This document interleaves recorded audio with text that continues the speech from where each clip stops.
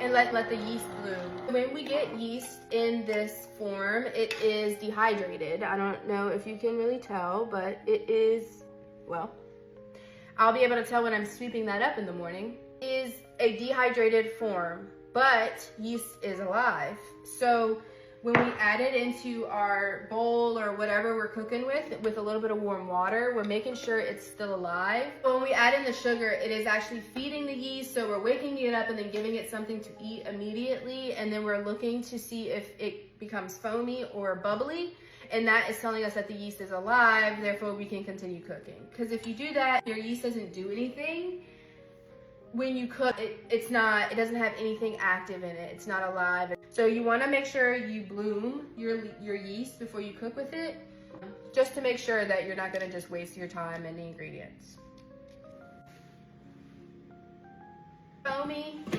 And now we are going to, if I could get this thing to lock in, I'm going to add in 3.5 cups of all-purpose flour that we had just measured off. You want to do this a little bit slowly.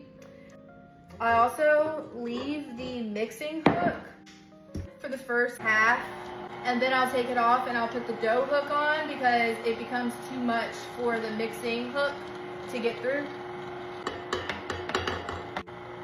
So now she's starting to like make those noises and just sound upset, so we're going to put the dough hook on it now. Get off all the...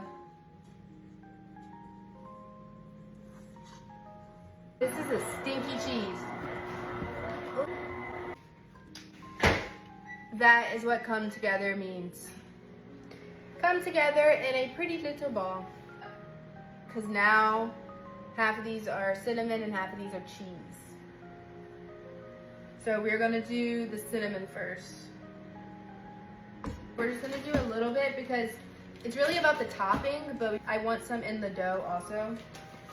So we're gonna add some brown sugar and some ground cinnamon. Just mix that up for a little bit, and then we're gonna switch the balls and put the cheese back in. This is gonna be our cinnamon. You can also measure it out so that you know even. I just did not care that much.